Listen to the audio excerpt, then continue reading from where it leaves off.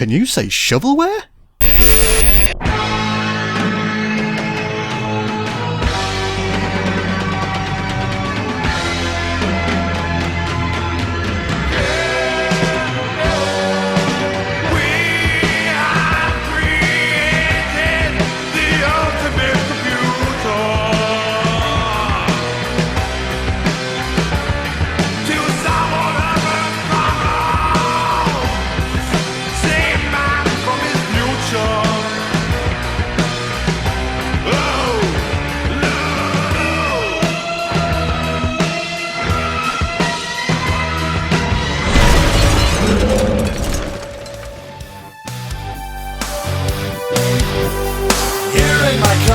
I feel safest of all. I can lock all my doors and London Taxi Rush Hour exists purely for the sake of existing. A bland, uninspired arcade-style game because money. Developed by Data Design Interactive, who specialise in the field of the casual game, have been developing games since the mid-80s for systems like the Sinclair Spectrum and the Amstrad CPC. Going on to make games for many systems, creating their own series and even developing their own engine, up until their fairly recent Popcorn Arcade series on the Nintendo Wii. Leaving a legacy of meh upon the gaming world. Until they were defunct in 2009. What's this? 2005, Data Design releases 26 titles on the PlayStation 2 platform. That sounds like a challenge to me! On the publisher side of things, DDI have had their games released under a few publishers, such as Bold Games, Conspiracy Entertainment, and...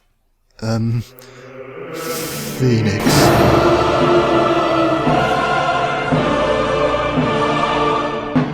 No, take it away!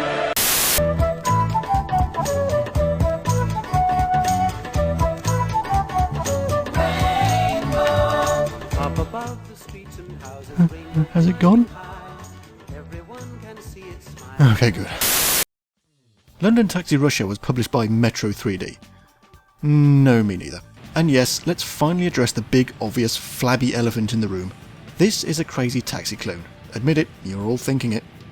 As the name suggests, and DDI being a British company, instead of being set in sunny California, we're driving around rainy old London, because British!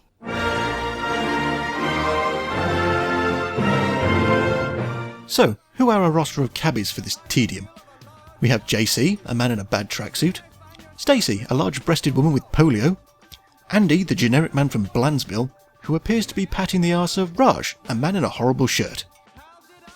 At first, Andy is the only choice, as you have to play to unlock other taxis and drivers.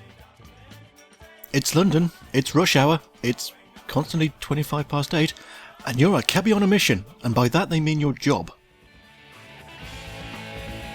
Do not adjust your internet. The frame rate really is this bad for the most part.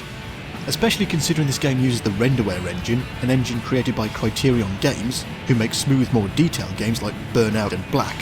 So how you fuck up using an already established graphics engine is beyond me. There are 3 game modes on offer.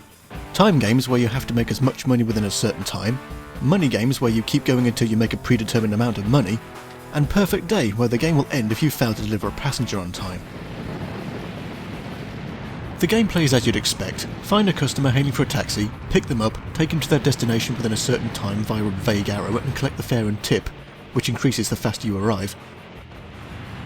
And these are some impatient dicks too. If you fail to get them to their destination on time, which is always under a minute, they yell at you and get out. Not to mention snooty dicks too. Over time your taxi will get dirty, and until you collect a cleaner pickup, passengers will refuse to get in. Well, excuse me, princess. Other pickups include boost for extra speed, which seems unnecessary, clock, or patience as I like to call it as it adds to the passenger's journey time, and bulldog medals, which are what you need to collect in order to unlock other drivers and taxis. Why bulldogs? Because British!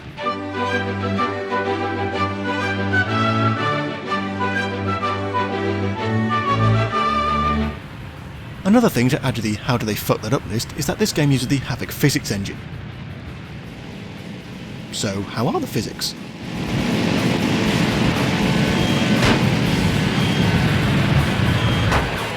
Yeah. The handling is twitchy, the collision detection is inconsistent, you can't run people over, boo. And if you tip over or get stuck, there's no way of righting yourself, so game over. The box boasts a full map of central London. Here is a map of central London.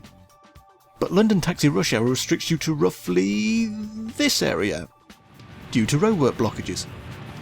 I thought, hey, maybe this is another progression feature, and when you lock more drivers and taxis, you'll unlock more of London.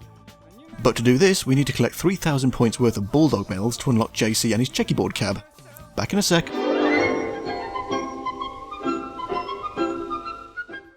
Aha, here we go.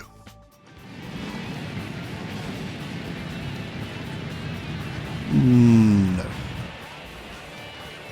This is it. This finite area of London is all you get. Just a few of all the famous landmarks and only 2 underground stations linked by a single linear tunnel. The underground tunnel serves as a shortcut between Westminster and Victoria and nothing more. The tunnel is walled off at each end so no trains go by, which is no fun, and the only person waiting down here is this old lady, waiting for a taxi, in a train station, underground. Poor dear. Have you ever seen Ghost World? Do you remember the little subplot of the old man sitting at the bus stop, waiting for a bus that will never come due to it being a discontinuous service, and at the end, spoilers, it actually does arrive and he gets on it and drives away? Symbolising death, I suppose. Sorry dear, my cab isn't long and black enough for you. This game poses no challenge. You can't get fired, you can't get arrested for dangerous driving, you can't break your taxi, you can't get into the red, and the repair costs are insignificant compared to the fares and tips they hand over. 25 quid? Bloody hell, we only went round the corner! And he paid for more of that in tip. But I don't blame people being forced to use the taxis, as all the buses in central London are apparently the 182.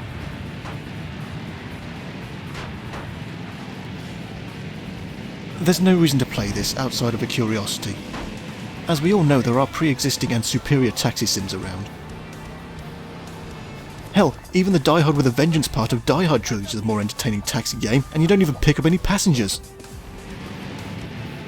Avoid this game. Avoid its abhorrent technical execution and false promises. Save your money. Save yourself, because we all know there are better offerings out there. This particular taxi is definitely dirty. Don't hail this one. Sample my machinery!